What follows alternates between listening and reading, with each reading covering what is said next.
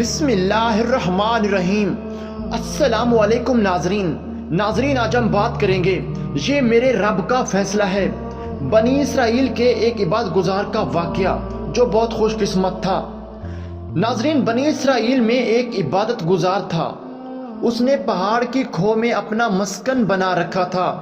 وہ لوگوں کی آنکھوں سے اوجھل تھا، لوگ بھی اس کی نظروں سے دور تھے۔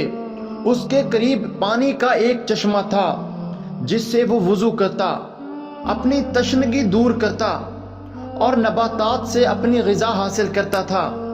دن کو روزے سے رہتا اور رات اللہ کی عبادت میں گزارتا۔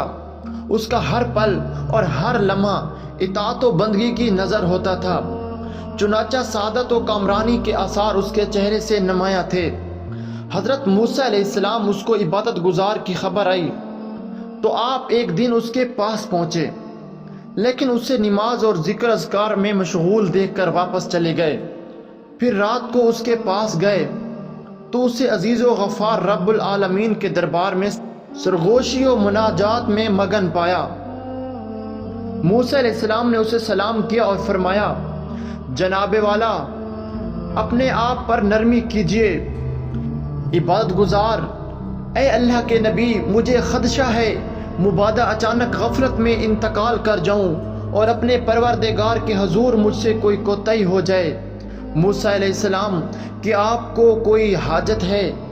عبادت گزار نے کہا، آپ میرے لیے پروردگار سے اس کی رضا خوشنودی کی دعا کر دیں اور میری یہ التجا بھی پہنچا دیں کہ وہ مجھے زندگی بھر صرف اپنی ہی خوشنودی کے کاموں میں مشغول رکھے حتیٰ کہ میں اس سے جا ملوں۔ موسیٰ علیہ السلام دعا و مناجات میں مشغول ہو گئے اور اپنے مولا سے لذت کلام میں اس قدر ڈوب گئے کہ عبادت گزار کی باتیں یاد ہی نہ رہیں۔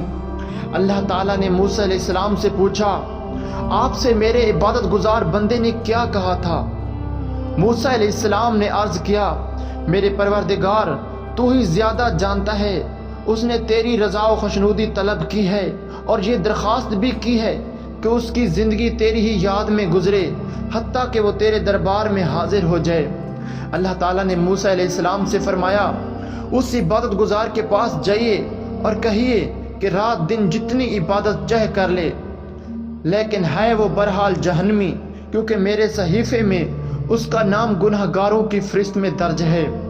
موسیٰ علیہ السلام جب اس عابد کے پاس گئے اور پروردگار کے فیصلے سے آگاہ کیا تو عابد نے کہا، سبحان اللہ، میں اپنے پروردگار کے فیصلے کو خوش آمدید کہتا ہوں۔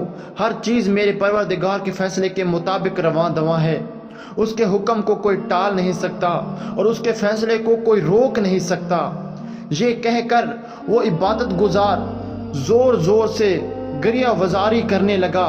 پھر کچھ دیر کے بعد بولا، اے موسیٰ، میرے پروردگار کے جہ جلال اور عزت و شان کی قسم، میں اس کے در سے پلٹنے والا نہیں اور اس فیصلے کو سن کر ہرگز مایوس نہیں، بلکہ اب اپنے پروردگار سے میری محبت دوبالا ہو گئی ہے۔ اس کے بعد جب موسیٰ علیہ السلام دوبارہ اپنے پروردگار سے دعا و مناجات میں مشغول ہوئے تو عرض کیا، میرے رب، جو کچھ تیرے عبادت گزار بندے نے کہا ہے اس سے تو اچھی طرح واقف ہے۔ اللہ تعالیٰ نے فرمایا، اے موسیٰ، میرے اس بندے کو یہ خوشخبری سنا دیجئے کہ وہ جنتی ہے، میری رحمت نے اس سے جا لیا۔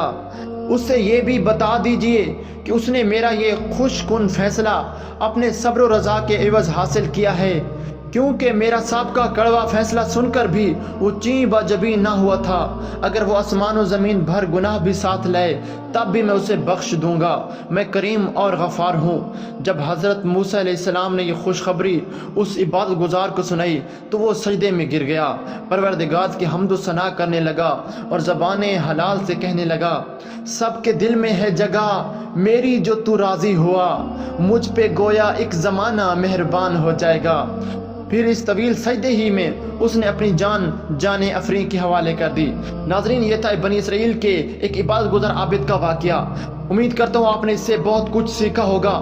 ناظرین، اگر آپ کو یہ ویڈیو اچھی لگی ہے تو ویڈیو کو لائک ضرور کریں اور ہمارے چینل کو سبسکرائب کرنا بالکل بھی مت بھولیں۔ شکریہ۔